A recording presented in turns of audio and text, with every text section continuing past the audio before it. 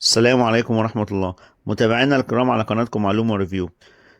النهاردة هناخدكم في جولة على كورنيش اسكندرية من بعد نفق 45 لغاية سيدي جابر. تمام. الجولة طبعا هيقابلنا بعد 45 اسكندر إبراهيم، وبداية التوسعة اللي هي من بعد 45. في طبعا توسعة تانية من بعد 45 العكس لغاية المنتزه، لكن دي من 45 لغاية محمد نجيب. دي التوسعة اللي شغالة حاليا، شغالين فيها زي ما احنا شايفين على يميننا. هتلاقوا التوسعة شغالين فيها. طبعا قربت تخلص يعني اهو، ربنا يسهل. ابتدوا يرموا الاسفلت وكده، بس لسه طبعا الحتة اللي عند بير مسعود لسه ما تمش توسعتها. آه زي ما احنا شايفين كده قدامنا، ده كان مكان حرس الحدود القديم، طبعا اترحل لجوه وده السور الجديد يعني. ده كان هنا هيتعمل وادي دجلة، بس طبعا مع التوسعة ما بقاش ينفع، فاتهد كله، وهيتم توسعة الحتة دي بالكامل، وهيتاخد حتة من عند بير مسعود زي ما احنا شايفين كده، الاستراحة والممشى ده. الاستراحات دي كلها هتتشال، السلالم دي طبعا ده مش هيأثر على الحتة بتاعت بير مسعود. عندنا هنا برضه نادي السيارات، هو بالتالي عمل بوابة تانية غير البوابة اللي احنا شايفينها. البوابة اللي احنا شايفينها دي هتتهد مع التوسعة. طبعا هنا بيتم الردم في البحر عند شاطئ سيدي بشر، ويتم التوسعة، وبعد كده هيتم عمل شاطئ تاني زي ما احنا شايفين كده. كل ده توسعة لغاية ما يقابلنا جامع سيدي بشر. كل ده داخل ضمن التوسعة.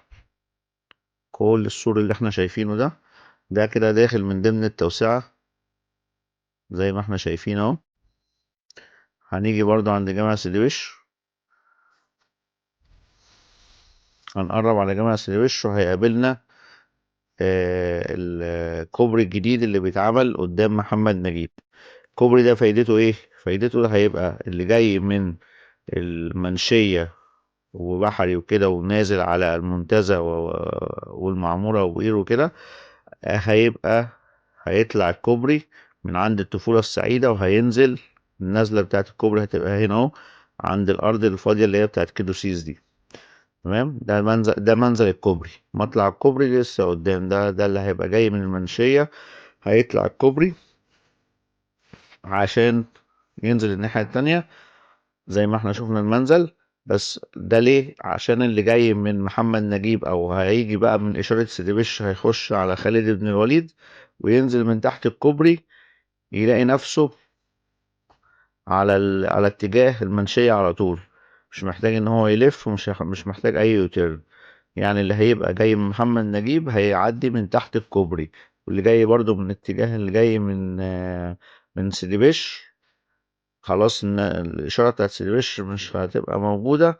هيجي من سيدي بشر ينزل على خالد بن الوليد على محمد نجيب من تحت الكوبري على طول، يلاقي نفسه في الاتجاه اللي رايح محطه الرمل والمنشيه. تمام. احنا دلوقتي سيبنا خلاص محمد نجيب، داخلين على المحروسه. طبعا هنا التوسعة برضو لسه معانا. اتعمل السوق ده، السور الجديد اللي اتعمل اللي هيتم يعني توحيده على طول الكورنيش، هيبقى ده السور الجديد بتاع اسكندرية طبعا لغاية الشاطبي، لأن السور اللي عند محطة الرمل ده سور أثري مش هيتم المساس بيه.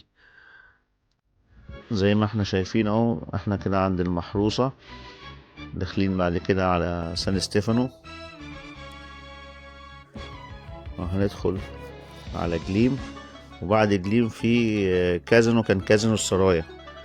طبعا ده كان كازينو مهجور مقفول من فترة، وفي آخر أيام كان بعض الناس بتتخذه كوكر كده ويناموا فيه ويستخبوا فيه تحت ناحية البحر. فخلاص تم القضاء على الظاهرة دي، وخلاص بيتم حاليا إعادة تهيئة الكازينو، وهيتم عمل فندق قدام الكازينو على البحر. هيبقى الفندق قصاد البحر على طول. طبعا هنبقى نصور لكم المكان ده ونوريكم الأعمال اللي جارية في الفندق بتاع السرايا. استكمالا بعد كده هنلاقي نفسنا وصلنا لغاية سيدي جابر. دي كانت جولة صباحية النهاردة. الجو بصراحة كان جميل وكان مشمس يعني. طبعا احنا الأيام دي في أجازات نص السنة والكلام ده. الناس الاسكندرانية يا ريت يستغلوها في الجو الحلو ده، ينزلوا ويتمشوا ويتفسحوا. الجو كويس ومناسب في اليومين دول. واستنوا مننا فيديو عن حديقة أنتونيادس. صورنا لكم برضه فيديو عن حديقة أنتونيادس والأسعار والكلام ده.